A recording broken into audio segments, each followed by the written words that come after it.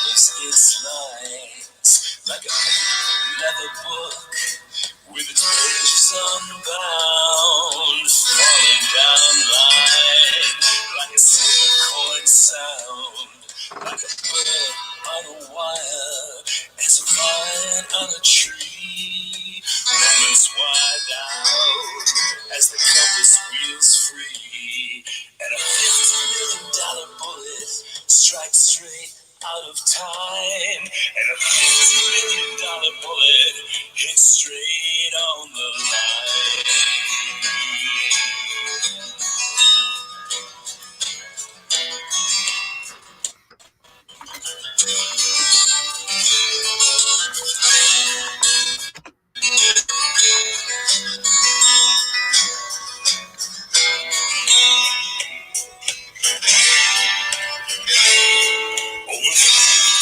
Rolling far out of my sight. Friends, family members are holding on tight. Like hands joined memories down a steel coil chain. The last thoughts of you, like the light in my brain, as a rope that will bind us. Justice undone, that the truth stands behind us, like the light of the sun, and a $50 million bullet strikes home out of time, and a $50 million bullet hits straight on the line.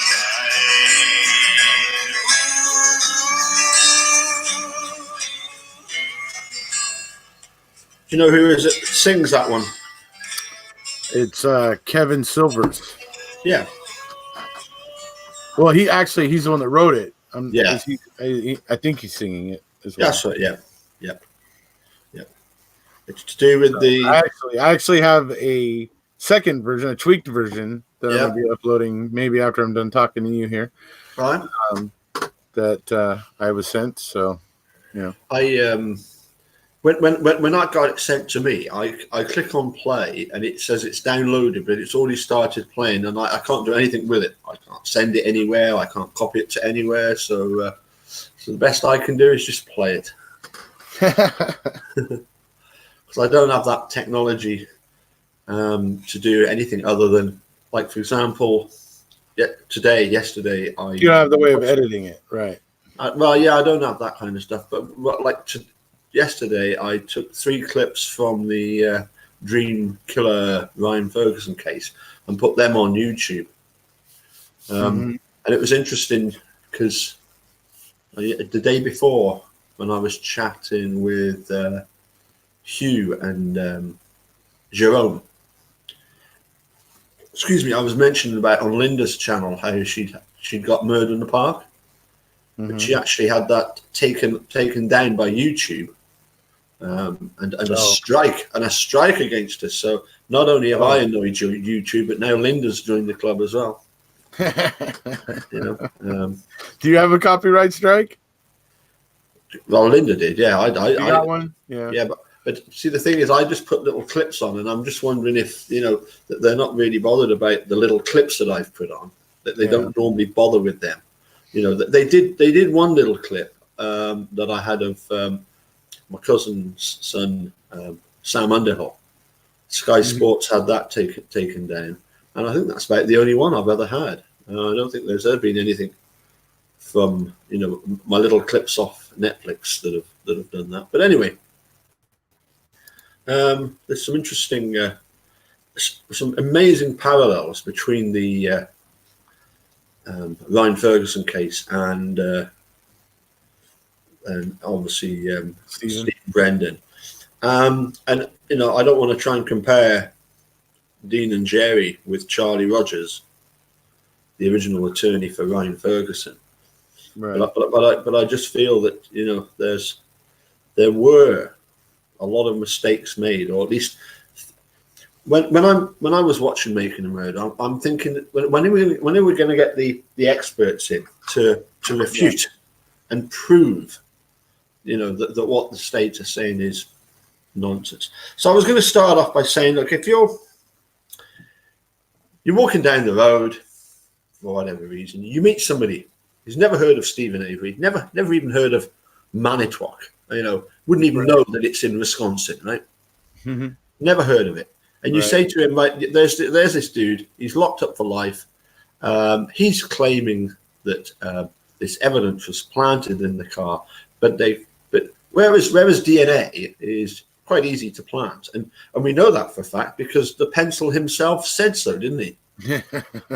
And so we know that it's easy to plant DNA, but it's very difficult. Well, it's impossible to plant fingerprints, virtually impossible to plant fingerprints, but it's very difficult to plant blood. So there's his blood in the RAV4. So if you were to say to somebody, never heard of it, is he guilty or is he being framed? Mm-hmm. I would say 100%. Somebody's going to come back with, well, he's guilty. There's no dubiety there. Yeah. If you ask, say that one more time. Well, if you ask somebody, is the guy guilty, or is he right in saying that he's being framed when he's got his blood in 5 different places on the victim's car? Based on just that information alone, exactly. A great deal of people would automatically assume guilt. Yeah. So somebody like Emily Matasic, who isn't going to suffer fools gladly, okay? She's this sharp reporter. She's been told that it's his blood in the car, so she's going to be. You've heard that clip on Millbilly's channel where he's talking to Emily Matasic. I think everybody here has. I've probably heard many clips, but I've only started listening to the ones on Millbilly's channel. I've been busy this week. I've worked 2 late nights, and I'm having a rough time. So you can imagine the scenario. She is constantly going on at him. But Steve, it's your blood in the car. It's your DNA. That's the key was found in your room. It's her bones found in your fire pit. You're still trying to say that you're not guilty, that you're being framed. Come on, get real. Right. And of course, she's only looking at it from the point of view that she's been told, because obviously she's been told those things were found. Yeah. And she assumes law enforcement's on the up and up. But when you look closer, So then you say to somebody, well, there's this guy, same scenario, same scenario, but you say to the guy, right, this guy's sitting in jail for life, and the evidence points towards him being guilty, but the blood that was found in the car was only found in certain places, and it wasn't, interestingly, found in the places where you would expect it to be found. You're right. Yep. So he's saying that he's being framed. Now, if you ask somebody down the street, what do you think? Do you think guilty, or do you think being framed? I wonder what sort of split you'd get of people then who would say, it could be. What do you reckon, 50-50? I don't know. If I go by what Tracy Struncy has said, basically a lawyer, she basically says that there's a kind of a small group of people that believe he's guilty. There's another kind of small group of people who believe he may have been framed. And then she said, and then there's a big, huge group of people that don't know about it, couldn't care less about it, don't want to be bothered with it. And so I don't know. I don't even know how many people might have an opinion, but and I do know I'm getting a lot of Wisconsinites who are tuning into my channel, but I don't know how many of the older generation might be tuning in. The ones that saw and heard the press conference and stuff like that. I don't know how many of them might be tuning in to hear the other side of it. Because after seeing that stuff, they probably don't care. So that's my thoughts anyway. But it's like I said, I don't know how many people would even have an opinion on it. Well, I would gauge that you're going to get a pretty much a split. If they've got to choose one or the other, guilty or framed, if you tell them that there is blood, but it's very strange how there's this squiggle that looks as if somebody's applied it with some sort of cotton bud with some sort of applicator. You see like perfectly round circles where like they pushed like the Q-tip, right? Yeah. And so it caused a little bit of blood to squeeze out, and you can see like a couple of like perfect circles where it looks like they poked with the Q-tip, squeezing blood out of it. Yeah, that's also interesting to me because it's also more proof of that's what was used. So I think what we're saying is yes. I think we've come to a consensus that there would be people that would say, well, to me, it looks like he's been framed. This is the reason why. Well, we need an evidentiary hearing. They deserve a retrial. It's all well and good saying, oh, well, a jury decided. Yeah. I agree. It's like, obviously there's issues with this case. And ultimately when it comes down to it, it's like, well, like I look at it the way I came into MAM and kind of how I developed my opinions. I watched Making a Murderer, was just right off the bat 100% outraged about Brendan. Like, was 100% certain about Brendan from the word go. And so because of that, it's what drew me in and started getting me looking into the documents and looking deeper. And as that began to happen, I started to find out about the barred coroner, and I started to find out about how much really how much of the bones were there, and started learning more about the bones and what was going on with those and the things around them and then the bullet and various, and so moved all through all the evidence, just going, okay, well, all this other evidence is just BS. I can't put any stock in it. And then that leads me to the RAV4. And I'm like, but there's the RAV4, and it actually has Stephen Avery's blood in it.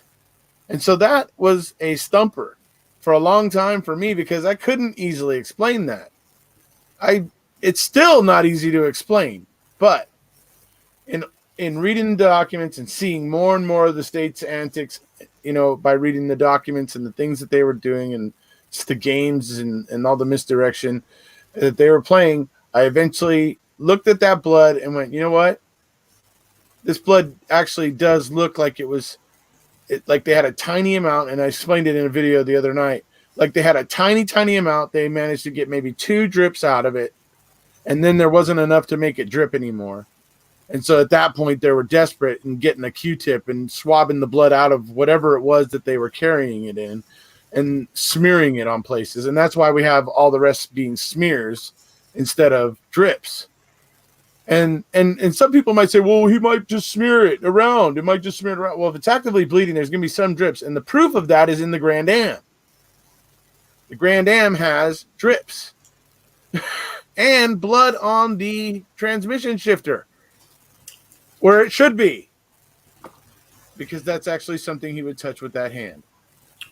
Yeah, when you look at, for example, you did a video about the OJ case. Yeah, and we saw at the beginning. Oh, okay, it was a dramatized version of it, but the blood in the Ford Bronco that OJ was driving, that showed you exactly where the blood should be, didn't it? Right. In OJ's case, the blood is in convincing places. Yeah, it's, and it makes sense why it's there. But with the RAV, it's inexplicable. Yeah. Another thing that struck me a while back was, how David Coffin's Porsche. Mm-hmm. Oh, clearly somebody, probably Megan, has got some gasoline or as you call it, gas, some petrol. But clearly, when she's poured it on top of the car, and it's done damage to the paintwork, but it's not done that much damage inside the car. Right. Stephen, on the other hand, if he was wanting to get rid of the kind of evidence that would be inside that RAV4, he knows perfectly well. Pour the petrol all inside the car, light a match. Yeah. And why would he even need to do that, Paul? You mean look at what he did in the trailer and in the garage. I mean, he's a savant when it I comes know. to cleaning up crime scenes. I mean, it's anyway. Yeah, and he's able to do so without leaving any detectable smell, of all this bleach that he was using and rug doctor and stuff, Yeah. But as I say, when I watched Making the Murder the first time, I was watching it from the point of view that it has to be a case of because of what my daughter told me, the police wouldn't do that. They would, and as soon as I started watching. I'm one of these guys. I look at the the coincidences and realize that these are it can't happen. Not with every single piece of evidence. I mean,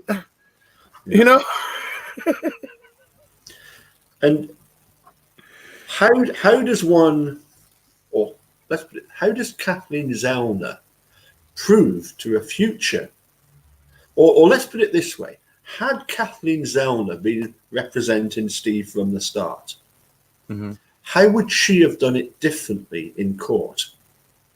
How would she? Well, we know what she would have done because she's done it already, hasn't she? Right.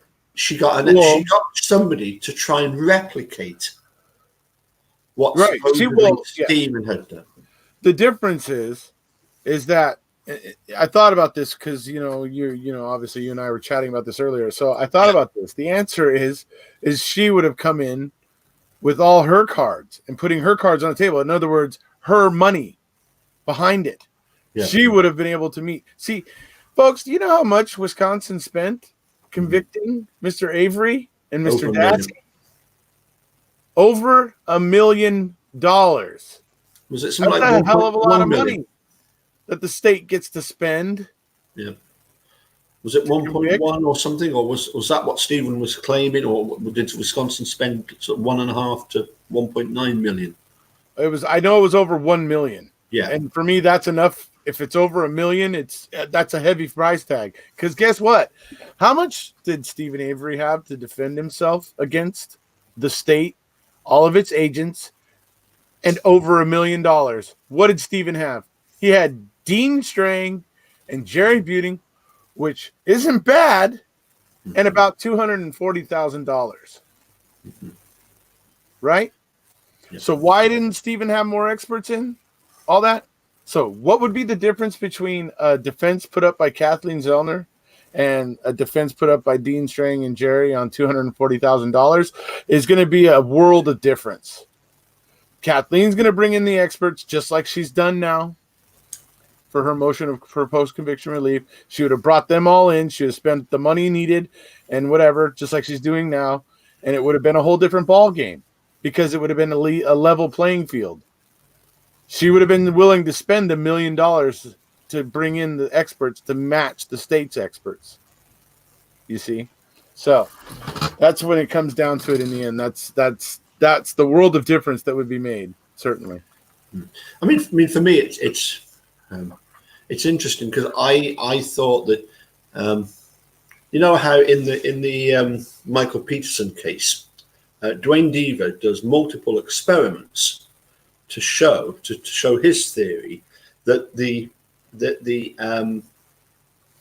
blood spatter in the stairwell was created from a certain point in space, right, rather than by her head hitting the door frame, right. And his job as an expert for the prosecution was to show how that could happen.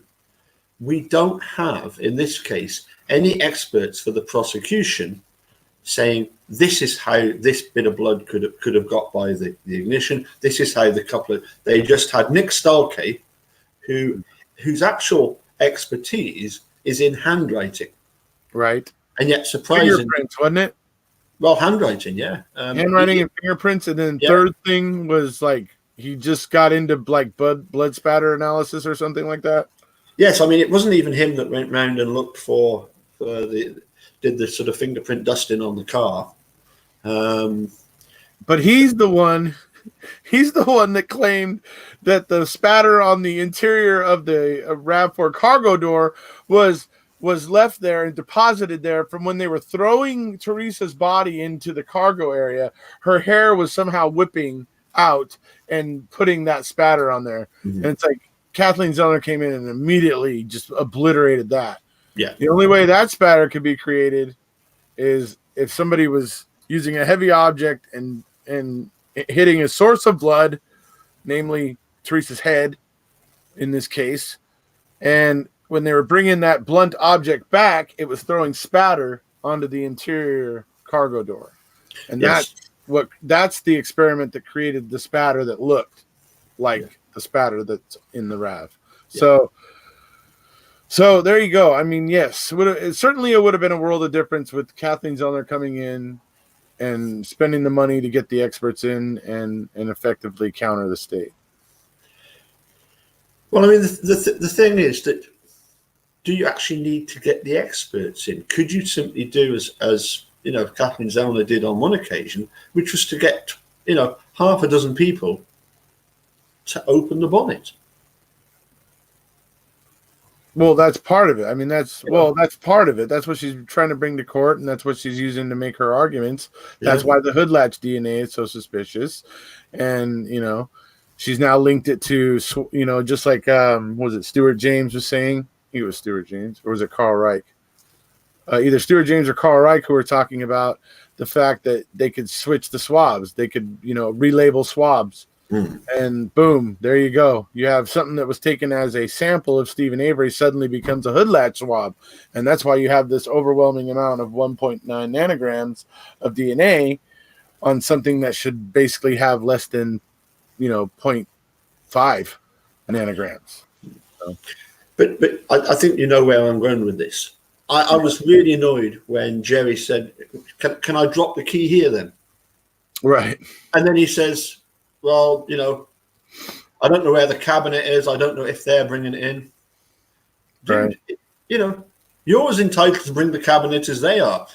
There's a very interesting situation in the Ryan Ferguson case where they have this eyewitness who actually did a composite drawing of the attacker or the person that as she looked out of the building, she saw this person and she did this composite drawing.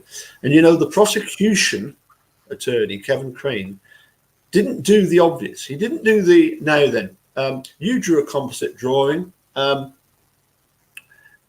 Is the person that you saw in this room today?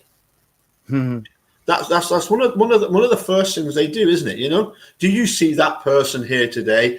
Yes, he's the defendant over there, right?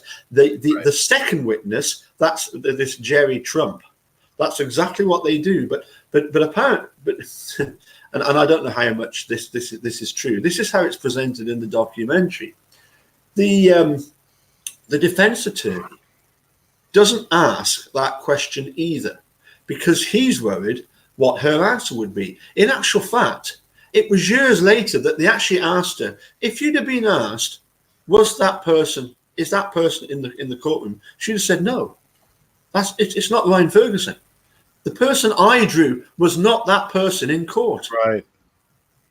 And so, to make the mistake of not bringing in that cabinet, I'm sorry, that is a big mistake. I can only assume that Dean and Jerry's argument would be they thought that the state were going to bring it in. Yeah, I don't know. I mean, but I'm what I'm not sure is like the rules. Like if there would have had to been some kind of sorry, bless you. There would have had to been some kind of like off the record or without the jury, like proceeding to determine its credibility or its its admissibility and its whether or not there would have been weighing of its potential culpability or whatever and all that kind of thing, right? And so there might have had to be a big old if the defense wanted to bring it in, it might have been more complicated, whereas if the prosecution wanted to bring it in, it would have been pretty much automatic, right? I don't know, that's the way I perceive it, but I could be wrong. In this country, I don't know if it's true in America, we have a saying. if it looks like, anyway. No, to do with sneezing. Oh yeah, what's that? What? One's a wish, two's a kiss, three's a disappointment. Okay. I guess you're right, because after I did it, you had to share that with me. Oh my gosh. Anyways, the letter that Stephen Avery writes complaining about the performance of Dean and Jerry. You remember reading that one? It had 15 points mentioned on it. I think I did. Yeah, time ago. We're certainly not going to try and claim, oh, that was clearly Steve wrote that all by himself. Mm-hmm. Are we? I don't know.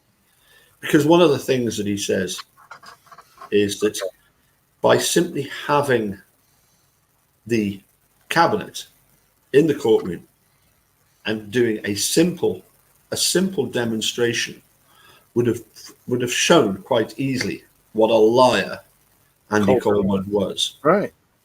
That's true. And to me, that is a ineffective assistance of counsel claim. That doesn't need $240,000 spent on it. Well, but they spent on they did bring in some experts, and Well, they brought in an expert who never got to testify. Yeah. Professor Larry White. Right.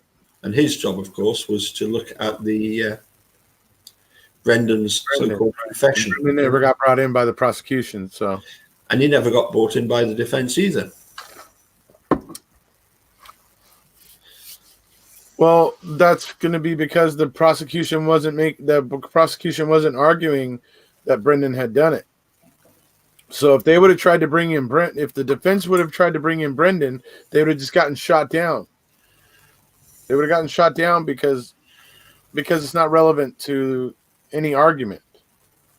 That's what Judge Willis would deem. You know that. Well, yes, I know that Judge Willis is pretty corrupt. That he simply goes along with what the state. Maybe he's just stuck to an old way of interpreting the law that needs to change. Well, yeah, as it was explained to me actually by Jerry, mm-hmm. Willis simply wanted re-election. Well, it could very well be then. It was as simple as that. The election for when the press makes it so popular to hate Stephen Avery the way they did. Yeah. Everybody just jumps on the bandwagon. Yeah. That's what I mean. I mean, now Kathleen Zellner's coming now, and she's taking the case. Now she's putting the publicity out the way she does, and she's spending the money to get the people in to basically just say, yeah, this evidence is BS. It's complete crap. It's not realistic, logical, or it doesn't make any kind of sense. I mean, and that's what she's bringing in the experts to show.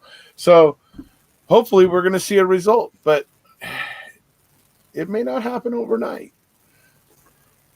We may be waiting a little bit. And it's understandable. There is always the fear that if you let somebody out, you can't put them back in again. Is that right? If you what? If you let someone out because of jeopardy, you cannot then put them back in again. Right, because once you exonerate, you can't try them. Yes, you can't try a person for the same crime twice. Yeah. So if they do eventually have to let Stephen out, and we've speculated before, haven't we, about how this would happen? Would there be another trial? Would the map ahead, as far as I know, is evidentiary hearing, whereby Zellner gets to, I think the word is impeach all of the state's evidence. One of the things, yeah. Yeah. One of the terms. So, for example, her experts would come in and say, well, we were not able, in any experiment we've done, we were ever able to replicate the blood and how it got where it did. Hey, Mark just joined us. Uh, What's up, the hog? well, you know, I'm glad he has because the last time we saw him, he's been gone a long time. Last time we saw him, he was last seen with Stephen Avery. So I was worried that know something had happened to him. Ah.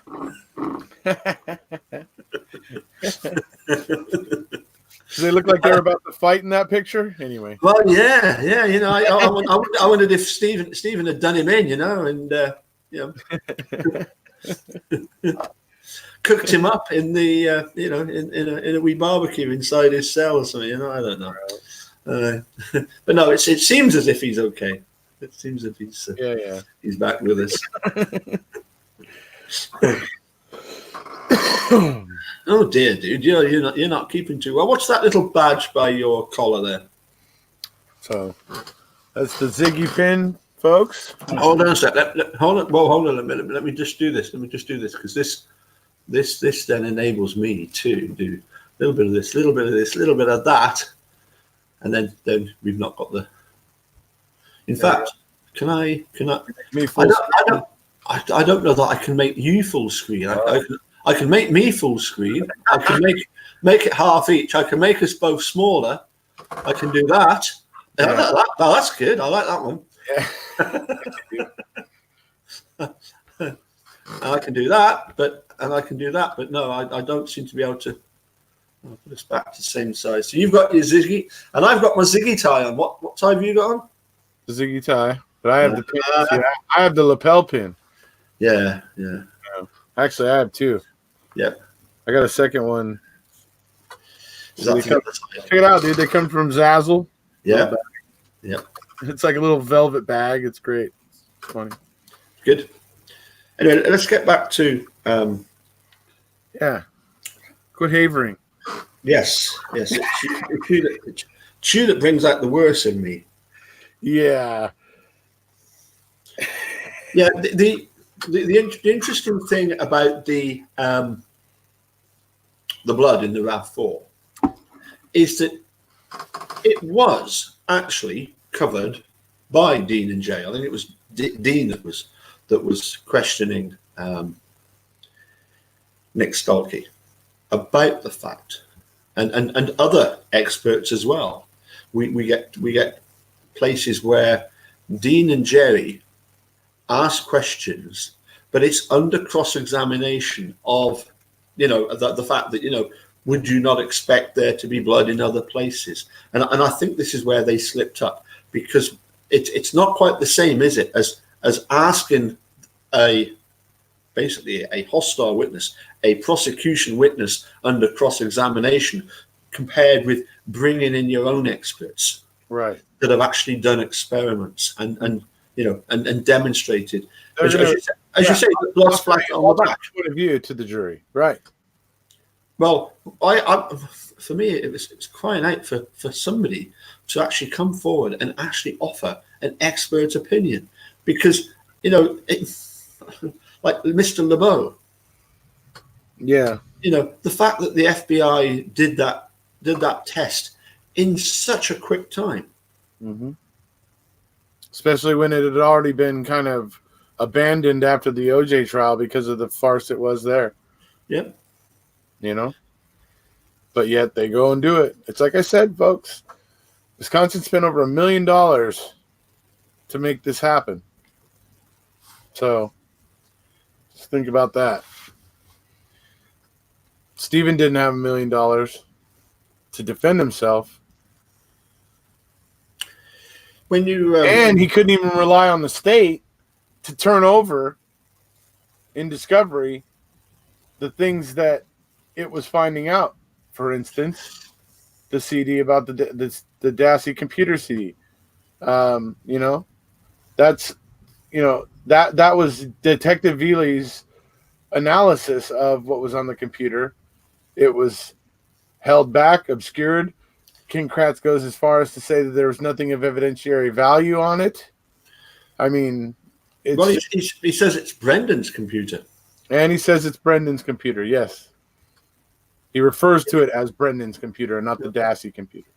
I mean, with all that stuff on it, I find that very hard to imagine. Well, if you're prosecuting Brendan, then and you found all that stuff on his computer, surely that's pretty incriminating evidence against Brendan. It would be if it was represented that way. Absolutely. Yeah. Linda, to answer your question, Stephen did have money and he did have some experts, but nothing like the number of experts and the amount of experts that you can get when you're spending over $1 million, like the state did. You get a lot more for that much money. And Stephen did the best he could with his little $240,000, but he had to pay Dean and Jerry and then the experts. So he didn't have unlimited resources like the state, unfortunately.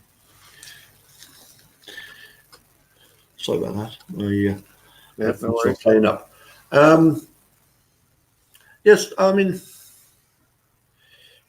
to have done some of those demonstrations, it wouldn't have taken any money at all to have done. Well, the cabinet thing they could have done very cheaply, but yeah.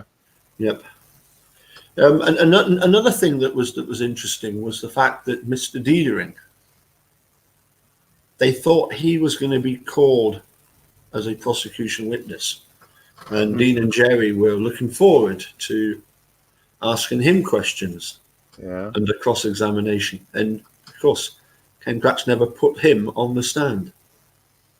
Right. Never put Mike Osmondson on the stand either, although Bobby is relaying a joke that apparently said came from him. It's obvious that for me the state, they didn't want to do any kind of experiment, or they weren't interested in showing, for example, how with a supposed big fire you can cremate bones to that extent in an open bonfire. No matter how many tires you threw at it or how much petrol you threw on it. Yes, if it was several hours in a burn barrel, we have that expert saying, yes, you could possibly get the bones to that extent. I'm still, unless the bones were cremated in a crematorium or a smelter, where you're getting up to the 1800 degrees that's necessary. Yeah. To me, that those bones look too charred, even for just one burning in a burn barrel. For me, it suggests that they were burned a couple of times. Mm-hmm. I mean, we've seen what happened to my friend Johnny's llama bones after going through 2 fires, and we got to see just how big and raging the second fire was. Yeah, and all that. I mean, and those bones look barely diminished. Mm-hmm. I mean, well, after the first, even after the second burning, they were like white, weren't they? Yeah. Yeah. Yeah, they were like, yeah. Some of them were, some of them weren't. One of them he had put, I think, inside some metal, and it had turned black, and then all the other, I guess, were white. I think it was. I think that's what happened. So it's, it's, for me, there's that issue with the bones, but for me, the big issue is you only have 2/5 of what would constitute Teresa's remains. You only have 2/5 of it in Stephen Avery's burn pit. Mm-hmm. That's less than half. How can you determine that is the primary burn site with less than half of the cremains in it? That doesn't make any sense. That is an illogical leap. And, so. Well, yeah, I mean, as both Hugh and Jerome were making the point, you've got the place that looks like the crime scene is the end of Cuss Road. Yeah. That's where they're all focused. That's where a lot of things are happening. What do the dogs want to do? They bring the dogs to the salvage yard. What do the dogs want to do? They want to immediately hop the fences, head into the quarry, and head towards Cuss Road. That's what they all want to do. Mm-hmm. They have no interest in Avery salvage. Why would that be? Yeah. No, I just think that compared with our stranger that we met in the street, and we said to him, this guy's trying to claim that he's been framed, but the blood was found in the car.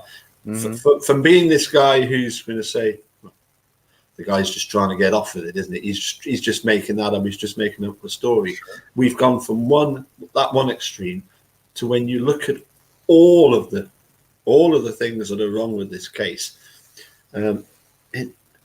Maybe you wouldn't have 100% of the time people saying, "Oh, yes, he's definitely been framed," but you've got enough there to say there needs to be a look at this again. Now, once all that evidence is subject to this evidentiary hearing, would the state put Steve back on trial with a load of evidence that has now been proven to be false? Well, it technically hasn't been proven to be anything yet. Sure. But I think they're going to try anyway. I think they'll try anyway. If it ends up in a retrial, the state's going to try to convict him again. Well, no matter what their opportunity, I think no matter what their percentage for success is, they will try. Well, we know that just after Making a Murderer came out, our favorite attorney general, the worst attorney general in Wisconsin history, a certain Mr. Kicking Ass Every Day, he actually, in a TV interview, said that he'd actually been in touch with the Holbachs, and he had assured them that if the state needed to retry Stephen Avery, so even back then, you've got the Attorney General of Wisconsin realizing where this case is heading now. Yeah, and it was him that said, if we need to retry Stephen, we would. But I just don't see how are they going to. How are they going to do it with all their evidence that's been? They're going to stick to the blood. They're going to stick to what they've done already, and then obviously Zellner's going to do her thing. She's going to present her evidence and she's going to combat it, and then we're going to see what a jury thinks when we have two sides on equal ground. I mean, really. For me, once that bullet was discovered to have wood fragments in it, a respectable sort of Department of Justice would have said, "We need to look at this." If you're finding bits of wood on this bullet, we thought that was the bullet that had gone through Teresa. Not if you're in CYA mode. Well, but that's why you need conviction integrity units, isn't it? Because I agree with that. Because my question to you would be, what do you think is going to ultimately be the pubic hair moment that gets Steve off? Because I just can't see this going to a retrial. Much that it would make great television, much that I'm sure TV channels, Netflix, I'm sure would love a retrial, wouldn't they? I mean, it would be huge. I'm sure the news, the media will love it. Yeah. Yeah.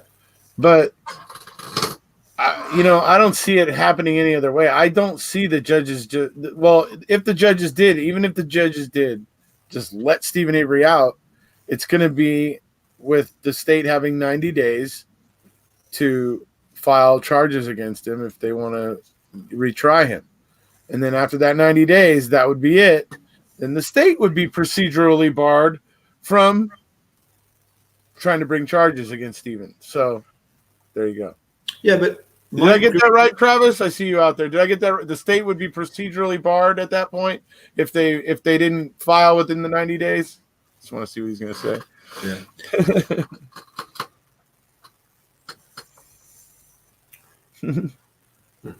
But yes, it was. in the 85 case, it was Griesbach himself, wasn't it, that sort of once the results came back, that the DNA proved that pubic hair was not Stephen's. Mm-hmm. They just immediately let Steve out.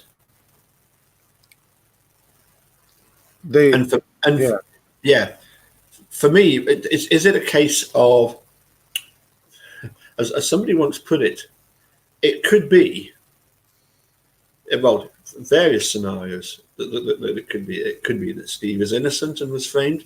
But it could also be that Steve's guilty and yet was still framed. So therefore, do we have to get past the, get rid of the framing aspect of it? Do we have to clear that up first before we then look at guilt or innocence? Because obviously Dean Strang was saying, look, police don't try and frame an innocent person. They try and frame somebody that they think is guilty. Right. But I don't see that in this case. I just see that it suited the police, or Manitowoc County Sheriff's Department, so much to have Stephen Avery found guilty. We've got Griesbach saying that if there was any evidence of the police framing Steve, then he would be on it straight away, according to one of his tweets. Remember that from a couple of weeks back? Yes. Yeah.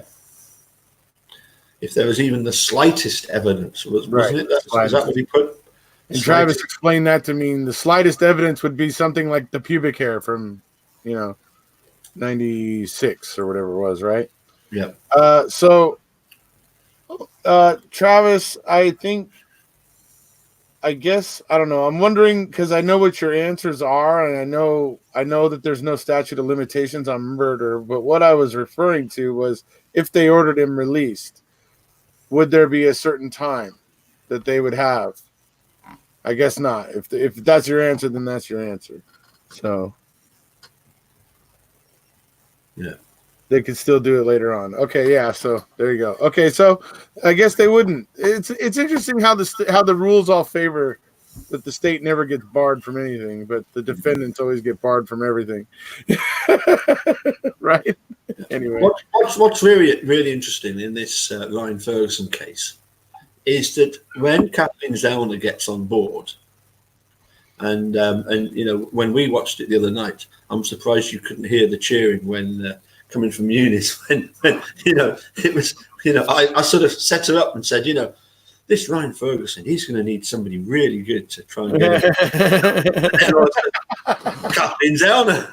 She goes, hey! Because it's obviously a name that we all recognise, Right. And when she comes in, it's just like chalk and cheese between the the Chuck Rogers and the Dean Strangs and Jerry Butins of this world, and then you get this woman. There's no thrills. There's no drama about it. She just presents the evidence. She gets the evidence. The evidence was that this guy. This other witness who said that it was Ryan Ferguson, she actually gets hold of him and says, you claim that you were given this newspaper cutting, mm-hmm. and you were sent it by your wife. We've checked with your wife. She never sent you it. Mm-hmm. So it comes right back to the fact that it was this Kevin Crane that had primed his witness into saying that. Right, absolutely. It's like, how many Ken Kratz, Jim Hardings, and Kevin Cranes are there in this world? I mean, but for the Sexton, you can rest assured by now Kratz would be a judge somewhere. Yeah, that's true.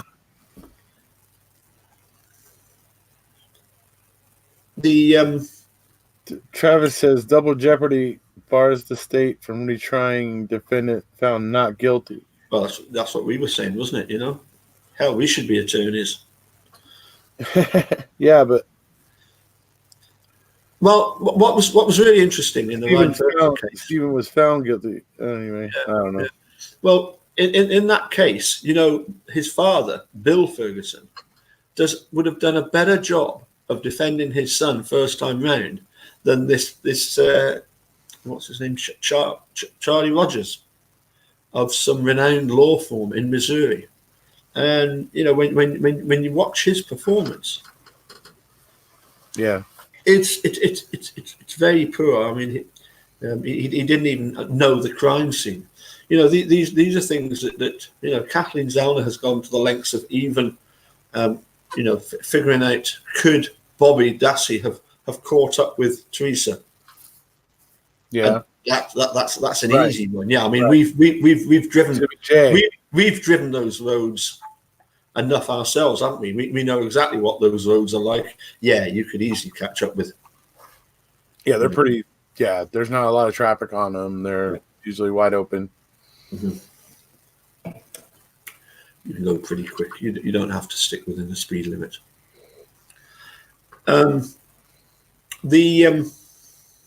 Thanks, Trav. Yeah, cheers, Trav. So we've got the Zellner would bring in an expert to show that that nobody was ever able to replicate what the state say those bloodstains in the RAV4 are. We've got the expert saying that there's no way that you could get that amount of DNA on the bonnet catch. Mm-hmm. We've got too much on the key. I just don't see how they can get around all of this. I just don't see any way that the state can argue this stuff. When because as I say, they never, the only experts they had were the likes of Nick Stolke, who said, well, yes, it could have been from the tip of a finger that little squiggle appeared. Yeah. Right. But compared with her experts, I'm sorry, I just don't. I don't see it. It's a hood latch. A hood for hoodie. The latch. Yeah. Yeah. Right. Absolutely. I mean, it's a ridiculous amount. I mean, it's just it's not a huge leap in logic to see it as one of the swabs that they pretended to throw away. It would explain a lot as to why it would come out with that much, because and I know what you mean by this court should see this, but when it comes to, it's something else Travis will talk about, the doctrine of finality. The courts, it's going to be very difficult to get the courts to open up the can of worms on this. But Zellner will keep at it. And maybe it might happen this time. The Court of Appeals, I will say, was none too pleased with the state's argument that Stephen was procedurally barred, that he should drop his current appeal to pursue the bone issue and all that. I mean, the Court of Appeals was not amused with that argument from the state. So there's a feeling there that they're already a little bit, maybe, looking at this a little bit sideways, which is good, because at least then there's a chance that they're going to look at these things and go, yeah, why is every single thing tainted with potential planting? I mean, there's not a single piece of evidence in the case that doesn't have issues, that you can't point at things and go, is this real? Was it really found here? I mean, the bullet, no dust. Sitting on top of the dust in the garage, the concrete dust from jackhammering the crack. I mean, just no blood, no traces, Teresa anywhere, no hairs, no nothing, no blood on the bed, no blood anywhere from this bloody, horrific scene, nothing.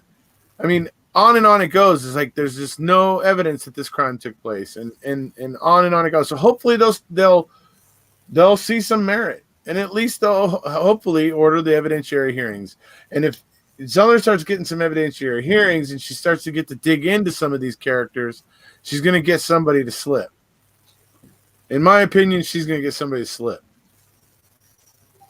When during Making a Murderer too, we get Kathleen Zellner saying that in the Ryan Ferguson case, they had a moment, an event, something that happened that went against them, a decision that went against them, that felt like a huge kick to the stomach. And she talks about the fact that she then developed a very controlled rage, whereby she was going to do something about it. And the good thing is that in Dream Killer, we actually get to see what it was that produced this rage. And it was the fact that when she put Kevin Crane on the witness stand, the judge is like, "Oh, how wonderful it is to have you, a fellow judge here," and just completely went with the prosecution. So Ryan Ferguson was kept, the conviction was upheld.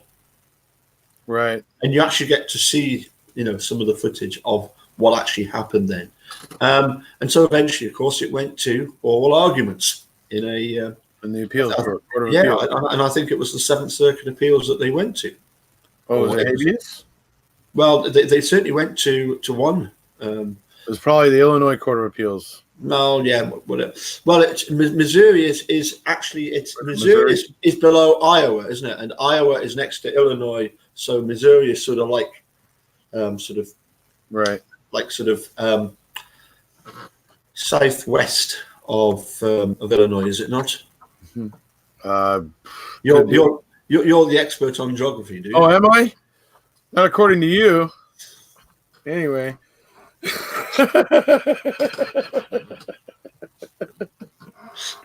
Matt Scott keeps telling me I'm terrible at it. I just thought that you'd have at least some inkling as to the direction from Illinois to Missouri. States, dude. Do I know the orientation of all 50 of them to each other? Sorry, no.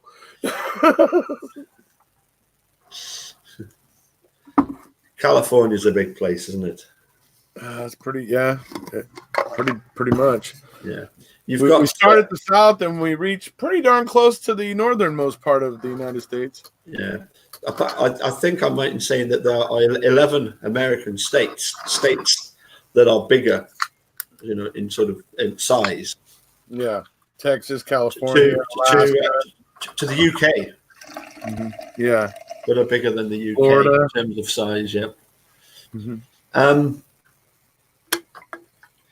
But as I say, what happens in that case is eventually they do get in front of a court of appeals, and that's and by that time we've seen all the shenanigans by Kevin Crane. As I say, he'd already been told by the one eyewitness who they didn't ask, "Do you see this man in court?" for her to then say, "Bye." They didn't want that. Kevin Crane deliberately didn't ask that question because he didn't ask the question. Apparently, this Charlie Rogers says, "Well, I wasn't going to ask the question because I just didn't know how she was going to answer." They were kind of taken aback by it. So he doesn't ask the question either. When you get to see all that was going on, you realise, don't worry, Kathleen Zellner is well used to dealing with states who are not willing to play ball and that are actually, very, very corrupt in. They refer to it as this finality. You don't want to you don't want to let somebody out who's guilty just because somebody's tried to frame them to make them look even more guilty, do you? I think that's what that's the argument that's made. Yes. Yeah. If certain individuals took it upon themselves to try and make him look even more guilty, that doesn't necessarily mean that he's innocent. Right. But yes, she's definitely. If you must watch it because it's very, very good. And it just made me feel particularly good to see that, if we're thinking, Kathleen Zellner doesn't know what she's up against with these, with these DOJ in Wisconsin. I don't buy that at all. I think she knows exactly the kind of corruption that goes on there. It's like, now that I think about it, when because I always thought when she came in to the case and the way she was talking about things, like, I was like, she's giving these people way too much credit. Yes. Like, you know what I mean? Like, but now she's starting to get there where she's like, oh, okay, yeah, they're assholes. Okay, I get it. And now she's starting to to kind of get it. But it's like, I remember she was like, talking all nice and good about it. Oh, they're doing this and they're this and that. And like, and maybe they kind of were there for a minute when they were going to let her test stuff. But like, for the most part, they've been completely obstructive. And it's just like, but now she's at that point where the controlled rage is coming in for Stephen Avery now. So. Yeah. I mean, but, she's, was going to get the RAV to test, and you made that very good point that the first thing that she mentions in her motion. Well, just run through that with me again, can you? Right. So, what she talks about in is first part of her motion is number one, the motion for post conviction relief being denied, and one of the reasons why she points out that it was incorrect, basically, that Judge Sukowicz erred, is because not even the state thought, even the agents of the state thought it was headed for an evidentiary hearing. With everything that was there, it was more significant than previous claims, and there was an evidentiary hearing granted for that. So the state naturally assumed it was going to be an evidentiary hearing. They were talking to her, making deals with her, and she's explaining all this in the brief, how they were doing it in the spirit of Judge Willis's original order, and arranging for this evidence. They were going to be bringing the RAV4 to Calumet County, and they were basically, in the end, they kind of told her, oh, well, it's going to take us a couple of days. Give us, when she was asking if she should tell the court, like, give us a couple of days. We got to put the, logistics of getting the RAV over to Calumet. And then in 2 days, we'll send. Well, within 2 days, before the 2 days was up, Judge Sukowicz's decision suddenly dropped like that, denying the entire thing. Coincidence? Right. Well, that's just it, right? Is it coincidence? Everybody thought this thing was headed for an evidentiary hearing, even the agents of the state, and suddenly, it's just, it's fishy. It's hella fishy. She's actually quoted as saying that Tom Fallon cannot believe that Steve isn't guilty. Say that one more time. That, remember, in Making a Murder too, she talks about Tom Fallon as being Tom Fallon, first of all, as being an honest prosecutor, but he cannot believe that Stephen Avery could be innocent. He absolutely believes that Stephen Avery is guilty, that the evidence put him where he is. Yeah, well, but the way that Judge Sukowicz acted, if Tom Fallon is a straight shooter in all of this, certainly somebody has said to Sukowicz, you need to shut this down before she gets her hands on this RAV4. Even Sheriff Herman, when he was talking with me, even he asked me that question: has Kathleen Zellner been given the RAV4? Why did he ask me that? Kind of tells us where the sensitive spot is. If watching and making this assumption that these things are all connected and that they're protecting the RAV4, it's interesting, but probably needs a little bit more to be able to make anything of it. But it's just coincidence right now. Yeah. But it's damn coincidental. Yeah. And also, what I'm wondering is, which RAV4 will they give her to test? How many are there? Well, one. I am willing to entertain and talk about the possibility of more RAV4s, but ultimately, right now, my gut tells me there's one. Yes, there was an interesting photograph I saw where the carpet in the back and the moldings, bits are the wrong way round. On the back handle, I think, right. That's also a trick of light, I think. Yeah, but that, unfortunately, that does sometimes happen when cars are built. You do get panels that go the wrong side. You get bits that don't fit quite right, don't you? Right. No, I must admit, I've never been a subscriber to the point of view that there was more than one RAV4. I'm not decrying anybody that looks at it and is thinking, well, that there could be. Yes, Stacey, I think you're absolutely right. I think he knows exactly what's going on. I think referring back to Kathleen Zellner referring to him as an honest prosecutor, basically, again, to use one of your terms, to describe him as a straight shooter, it's just her being polite. I suppose. Because that's what she is, isn't it? She's not just gonna come straight out and say these are a shower of liars and cheats, and Right. She comes at it diplomatically, which is something I do understand. So I do get that. And a lot of what she's doing is being diplomatic. I believe that's also why she's not making a big fuss about law enforcement planting the blood. She's kind of trying to shift it now to where she's not accusing law enforcement or the state of anything necessarily, so that hopefully it will get looked at. That's kind of what I'm thinking her ploy is. Yeah. Let's see, what have I got here? Where did I put it?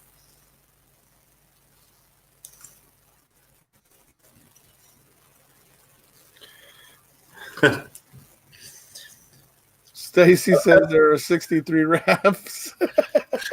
Probably.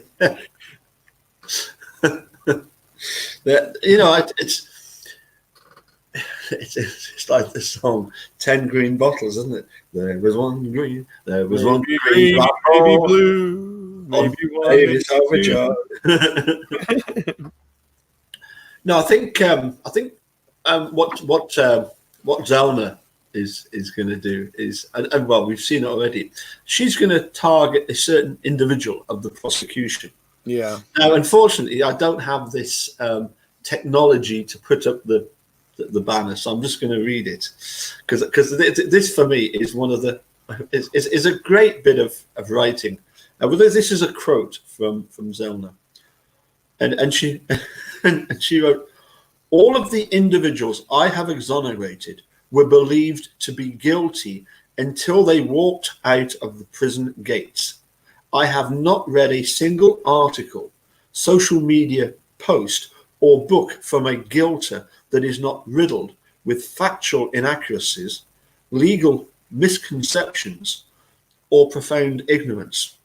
The Achilles heel of this group is their leader, a discredited and disgraced prosecutor whose unethical behavior has exceeded anything my legal experts have accounted in any other post-conviction case in the country."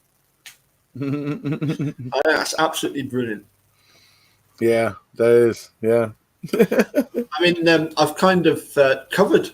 Well, I don't think I've covered everything I want to cover with Ken Kratz. I've still got some more stuff that I find very interesting. The fact that he was just before the Associated Press got hold of the SVG report. That was in, I think, October. I think the 10th of October was when it all blew up. Right. Back in the August, he's busy getting in touch with universities wanting to become a professor of criminology. Right. And saying, presenting his wonderful CV. And, you think, well, can you imagine Ken Kratz let loose in a university? Yeah. Right. What? Yeah. Right. No, I know. Yeah. What kind of sick fantasies would he have been? I think that may be where he found his current wife. Anyway. You think so? I might be being a little sarcastic and a little bit, I may be being a little overboard on it, but I mean, she's a youngin' compared to him. Well, yeah, I mean, a lot of people either deliberately or jokingly or ignorantly, they refer to her as his daughter, don't they? Which, Did you hear that, Rule? Did you hear what he said to you right there, Rule? At least Rule offered the disclaimer before he sang it. So there you go.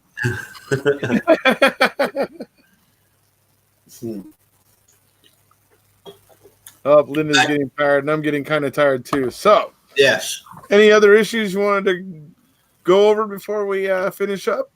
Just wanted to quickly mention that, as I say, I sent a video to Mr. Aaron Olson. Yeah, and you know, I don't think we're being hard on him, are we? You know, we're not saying that he's done anything wrong. I mean, obviously, he's got to try and defend his police department, and he did come back with the comment that, you know, if Hoffa was a quote bad cop, he wouldn't be here. But I don't know that that's up to him. Does he have that authority to fire somebody based on the fact that you know, he's looked back on this case from several, you know, a few years back? I don't know that it's. I don't know, and it doesn't really matter to me. Here's the thing. Yeah. Here's my issue with him, and this is what I feel he needs to look out for. Yeah, Aaron, you weren't police chief when this went down, dude. Yeah, you weren't. So, don't immediately say that there's no merit, that everybody else is a liar. Yeah. Don't do what Manitowoc and Calumet have done, okay?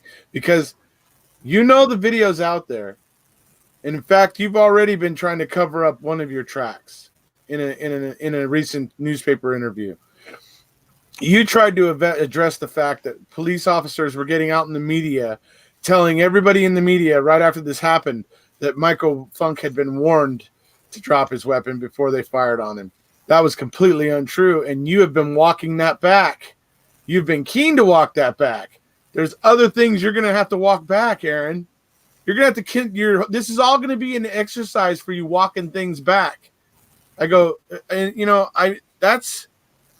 don't do it like Calumet and Manitowoc are doing. Let it run its course. If there's nothing there, then there's nothing there. But the fact of the matter is that Nina has been careless in this situation. It has not treated the victims like victims. It has treated them with contempt, in my opinion. And that is shameful to Nina. Yeah. I know you guys felt justified in it. You didn't like the bikers, whatever it was.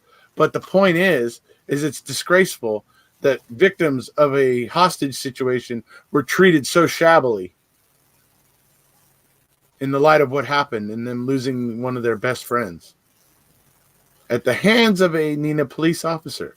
Whether he ended up getting criminally responsible for that or not, the fact of the matter is a Nina police officer's gun, 2 of them actually, were fired, and Michael Funk ended up dead. That's the empirical facts of the case here. Whether or not they were responsible for it is another matter, but that's what happened. So Nina should have accepted some measure of kind of responsibility. They should have at least, instead of treating them like suspects and criminals, have been treating them with, you know, some compassion, and maybe you're offering some grief counseling or something like that to help these people who had just been through a very terrible and stressful situation, and then in the end lost their friend, and then were just left raw. Nobody cared. And then they get to see Brad Schimmel come in and whoever and handing out awards to all the officers in this. For what? You kind of failed. They kind of messed up. It was unsuccessful. So why are you getting awards? Why are we rewarding? Is this what? Everybody gets a trophy in Nina? Is that what it is? Everybody gets a trophy? Except for the bikers? Fuck them? Is that what it is? Yeah. Well, that's what you're dealing with, Aaron. So get on board with what you're dealing with before you start doing the whole cover your ass thing like they're doing in Manitowoc and Calumet, because it's not working out for them. It's really not. Anyways. For me, the big problem is that you've got, for example, here in the UK, you have got many different police forces. Yeah, you've got, it used to be per county, but nowadays, for example, we've got the Lothian and Borders Police Force. Now that's separate from the Strathclyde, the Glasgow Police Force. It's separate from the Highlands and you've got down in the, you've got the West Midlands, you've got the Metropolitan, you've got the, you've got all these Yorkshire police. When there's an issue with one of the police forces, one of the good things we don't do here is we don't have that same police force looking into what happened. You get one of the other police forces. Now, I know that's still a little bit like looking after yourself. Trouble with Nina is that by sending it up to Brad Schimmel to look at, I don't think they were ever. I think it's quite clear with the way that Attorney General Peg Lautenschlager said there was nobody really to blame in '85 with the Stephen Avery case. They aren't. It's not a great vote winner to tell your constituencies, your members of public in Wisconsin, you've got a corrupt police force. It's not going to win you many votes, is it? No. And so for me, really, what you need is. And again, there might still be cover-ups going on, but you need a police force, a DOJ coming and looking at these cases from another state. Mm-hmm. That for me is the only way that you can at least make it a little less biased or a little more unbiased, right? Yeah. As I say, it would be naive of us, I think, to think that Brad Schimmel was ever going to do anything other than say, his basic story is this: that we've had a look at the case and we don't see that we could secure a criminal conviction for the officers involved. Yeah. But you know what they've never done? Neither the Nina police, the DOJ, nobody has ever apologized. Yeah. To Michael Funk's family. Not even a single apology. Right. They've never made any amends to the victims in this crime, the hostages. Mm-hmm. They not only were they taken hostage that day, right, and had a gun pointed in their face and had police come in at one point and it was a shootout and bullets were whizzing everywhere and they were diving behind things.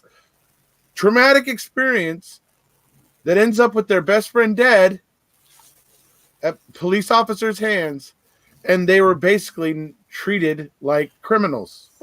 A couple of them were handcuffed, and it's disgraceful. Well, that Nina acted here. Yeah, we get testimony from some of the officers saying that they thought that it was an ambush.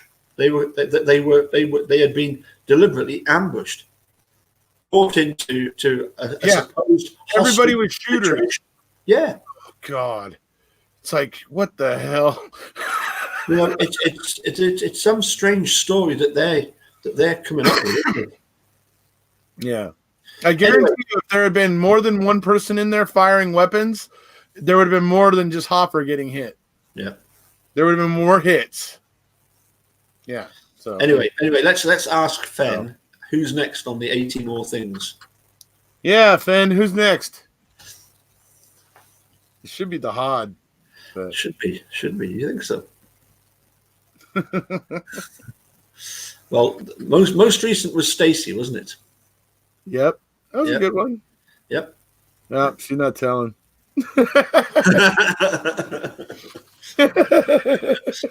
Mind your own business, boys. Yeah. Maybe Pom Pom will tell us. Uh-oh. No, I doubt it. You doubt it? Are they thick as thieves, are they? Sure, yeah, those two are. They're in cahoots. Yeah. So no, it's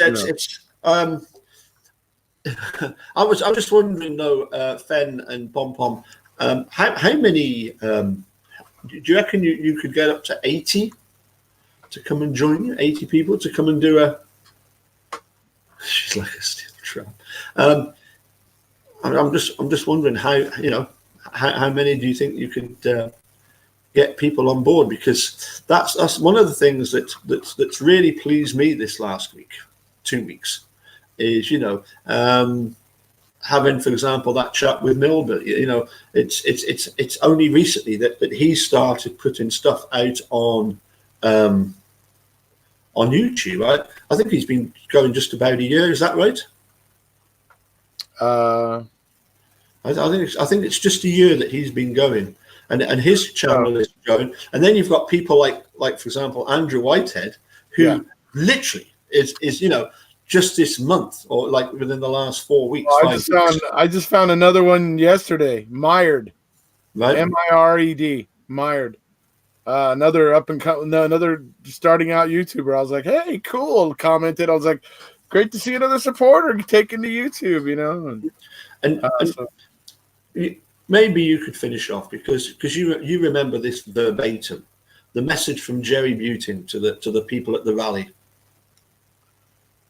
The message to Jerry Butin from Jerry Butin to the people at the rally. Vampires. I know what you're talking about, but the vampires.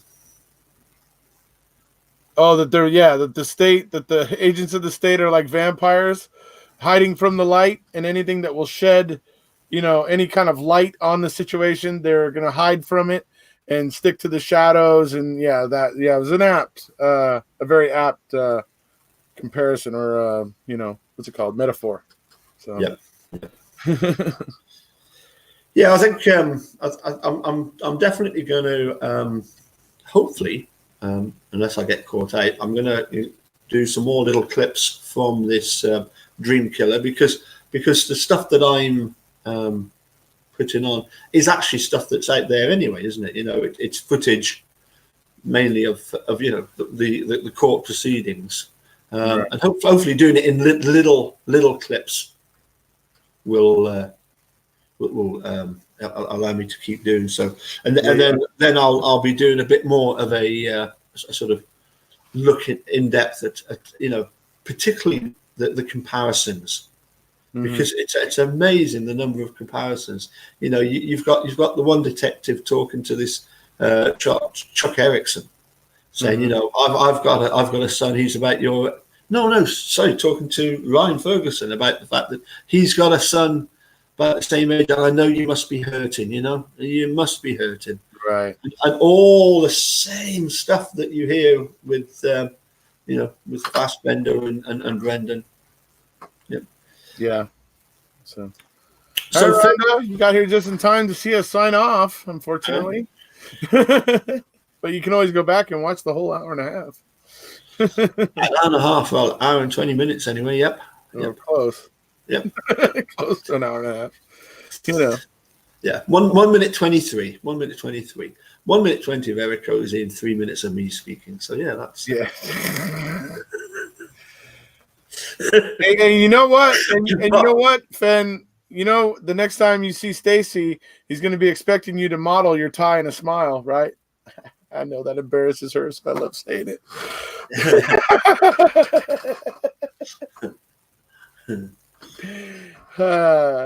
Okay, well, you know the routine by now. It's been fun, right? So check out my lapel pin, folks. Love it. Ziggy, show him my admiration and respect for Ziggy.